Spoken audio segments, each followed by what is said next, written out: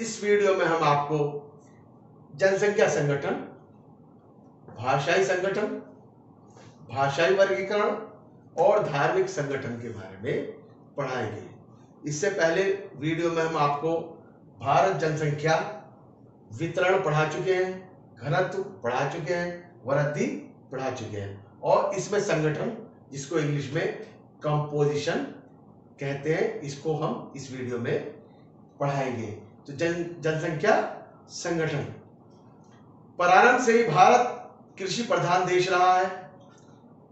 भारत के ज्यादातर लोग खेतों में काम करते हैं, खेती करते हैं। यहाँ अधिकतर लोग गांव में रहते हैं, लेकिन कुछ सालों से हम देख रहे हैं कि हमारे देश की ग्रामीण जनसंख्या में कमी आ रही है और नगरीय जनसंख्या में वृद्धि हो रही है कि गांव के लोग शहर की ओर जा रहे हैं। इसलिए गांव में जनसंख्या कम हो रही है और नगरों में जनसंख्या बढ़ रही है। भारत में ग्रामीण जनसंख्या का अनुपात लगातार कम हो रहा है। भारत की अधिकांश ग्रामीण जनसंख्या गंगा के मैदान में पाई जाती है और समुद्र के किनारे तटवर्ती भागों में मिलती है। उत्तर प्रदेश में गांवों की संख्या और ग्रामीण संख्या दोनों ही अधिक है। उत्तर प्रदेश में गांव भी ज्यादा है और ग्रामीण जनसंख्या दोनों ही ज्यादा है। उसके बाद उत्तर प्रदेश के बाद जो नंबर आता है, मध्य प्रदेश और बिहार का स्थान आता है। भारत के उत्तर पूर्वी राज्यों में ग्रामीण जनसंख्या का अनुपात कम है। उत्तर पूर्वी राज्यों में ग्रामीण जनसंख्या कम पाई जाती है। अब देखें कि ग्रामीण में कितनी जनसंख्या वालों में कितने परसेंट जनसंख्या पाई जाती है। ग्रामीण जनसंख्या का लगभग 1/4 भाग यानी कि 25% 500 या इससे कम जनसंख्या वाले गांव में पाया जाता है। यानी कि 25% जनसंख्या 500 या इससे कम जनसंख्या वाले गांव में पाई जाती है और 50% भाग 500 से 2000 जनसंख्या वाले गांव में पाया जाता है। 50% जनसंख्या का भाग, ग्रामीण जनसंख्या का भाग 500 से 2000 जनसंख्या वाले गांव में पाया जाता है और 20% भाग 2000 से 5000 जनसंख्या वाले गांव में पाया जाता है और सिर्फ 5% भाग 5000 से अधिक जनसंख्या वाले गांव में पाया जाता है। छोटे गांव की जनसंख्या उत्तर प्रदेश में, उत्तराखंड, बिहार, झारखंड में अधिक पाई जाती है, जहां गांव बहुत छोटे छोटे होते हैं।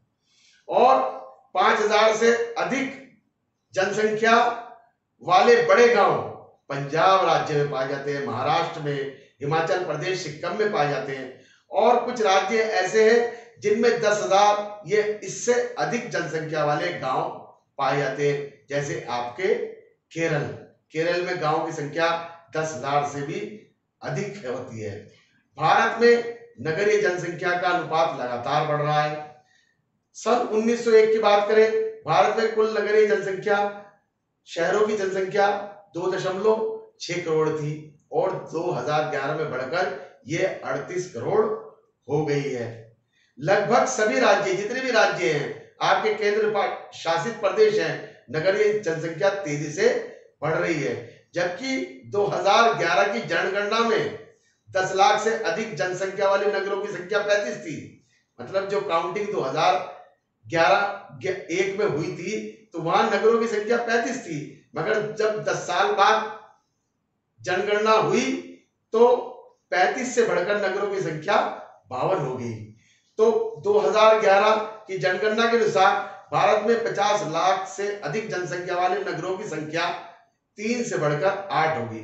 पहले 2011 से पहले जो 50 लाख से अधिक जनसंख्या वाले नगर थे वो सिर्फ 3 थे और 2011 की जनगणना में 3 से बढ़कर 8 हो गए। आपको पहले मालूम है कि 4 शहर मशहूर थे, दिल्ली, मुंबई, कोलकाता, चेन्नई, मगर उसके साथ साथ और भी शहर आपका बेंगलुरु, हैदराबाद, अहमदाबाद और पुणे, जहां की जनसंख्या भी 50 लाख से अधिक हो गई है। तो ग्रामीण और नगरीय संगठन, अब आप इस तालिका से समझ सकते हैं, ये वर्ष दे रखा है, ग्रामीण संख्या दे रखी है परसेंट में और वो नगरीय जनसंख्या दे रखी है। अब आप 1901 में देखिए, गांव में जनसंख्या, ग्रामीण जनसंख्या 89 थी और शहरों में 11% थी। अब 1911 में देखिए 90% गांव में और 11% शहरों में होगी। अब 1921 में देखिए 89% गांव में और आपका इधर आपका नगरीय संख्या ये बढ़कर 12 हो गई। तो इसी तरह से आप देखते चले जाइए, हर 10-10 साल बाद दिखाया गया है। तो गांव की जनसंख्या घट रही है। पहले गांव की जनसंख्या 89% गांव में लोग रहते थे और शहर में 11% रहते थे 1901 में। और 2011 में अगर हम देखें तो 69% लोग आपका गांव में रहते हैं और 31% लोग आपके नगर में रहते हैं। तो इस तालिका से आप समझ सकते हैं गांव की संख्या शुरुआत में अधिक थी और वो धीरे धीरे कम होती जा रही है, और उधर ही नगरीय जनसंख्या पहले कम थी, वो धीरे धीरे बढ़ती जा रही है। तो ये ग्रामीण नगरीय संगठन, ग्रामीण मतलब रूरल, नगरीय मतलब अर्बन, संगठन मतलब कंपोजिशन के बारे में बताया आपको। इसके बाद आता है भाषाई संगठन। भाषा के हिसाब से, भाषा समाज को एकता के सूत्र में बांधने वाली बहुत बड़ी शक्ति होती है। भाषा से लोग एकता में बनते हैं, सब आपस में मिलजुल कर रहते हैं। भारत में बहुत अधिक भाषाएं देखने को मिलती है। 1903 और 1928 के मध्य गियर्सन के नेतृत्व में एक सर्वेक्षण हुआ जिसमें देश में 174 भाषाएं और लगभग 544 बोलियां मानी गई। 174 भाषाएं और 544 बोलियां मानी गई। और वर्तमान समय में हमारे देश में 22 भाषाएं हैं जिन्हें अनुसूचित कहते हैं और अनेक भाषाएं गैर अनुसूचित हैं। अनुसूचित भाषाओं में हिंदी बोलने वाले लोगों का प्रतिशत सबसे अधिक है और सबसे कम जो बोलने वाले हैं वो संस्कृत, बोडो, मणिपुरी बोलने वाले लोग पाए जाते हैं। इसके बाद आता है भाषाई वर्गीकरण। भाषाई वर्गीकरण, प्रमुख भारतीय भाषाओं को बोलने वाले लोग 4 भाषा परिवार से संबंधित हैं। वो कौन कौन से 4 परिवार हैं और उनके बाद उनके उपपरिवार और शाखाएं अथवा वर्ग है। तो 4 परिवार कौन से? आस्ट्रिक निषाद ये एक परिवार है, द्राविड़ दूसरा परिवार है, चीनी तिब्बती तीसरा परिवार है और भारतीय यूरोपियन ये चौथा परिवार है। अब ये परिवार जो है किस किस क्षेत्रों में पाए जाते हैं? ये आपका आस्ट्रिक निषाद ये 1.38% है। ये मेघालय, बिहार, आसाम, मध्य प्रदेश और महाराष्ट्र में पाया जाता है।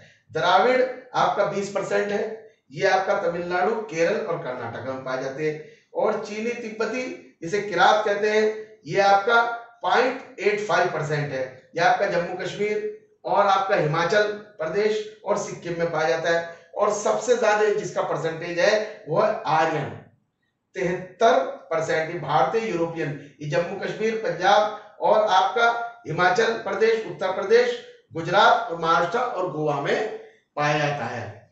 तो ये आपका भाषीय वर्गीकरण है। इसके बाद जो आता है आपका धार्मिक संगठन।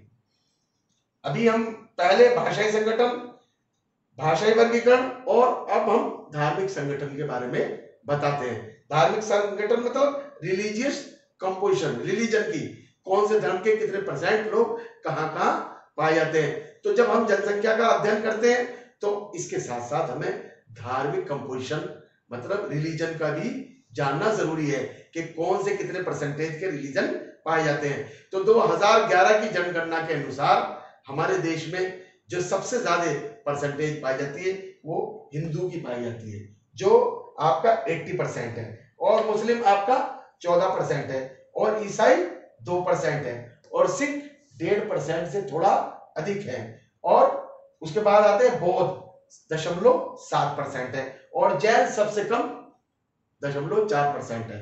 हिंदू, मुस्लिम, सिख, ईसाई, बौद्ध, जैन ये सब धर्म भारत में पाए जाते हैं। जिनमें सबसे अधिक आबादी हिंदू की है, दूसरे नंबर पर आपका मुस्लिम पाए जाते हैं, और सबसे कम आबादी आपकी जैन की है। अब ये धर्म जो है ये भारत के किस किस राज्य में पाए जाते हैं? तो भारत बांग्लादेश और सीमा और भारत पाकिस्तान की सीमा, ये राज्य ऐसे हैं जहां सबसे अधिक मुस्लिम पाए जाते हैं और अधिकतर और भाग में हिंदू पाए जाते हैं। तो भारत बांग्लादेश सीमा, भारत पाकिस्तान से जुड़े जितने भी जिले हैं, जम्मू कश्मीर, उत्तर पूर्वी राज्य और दक्षिण का पठार, गंगा के मैदान, इनको छोड़कर देश के अधिकतर भागों में हिंदू संख्या ज्यादा पाई जाती है। और मुस्लिम संख्या जम्मू कश्मीर, बंगाल, केरल के कुछ जनपदों में, उत्तर प्रदेश के अनेक जनपदों में,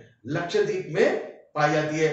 और इसके अलावा हिंदू मुस्लिम के अलावा सिख जो जनसंख्या पाई जाती है, गोवा व केरल, मिजोरम, नागालैंड में पाई जाती है।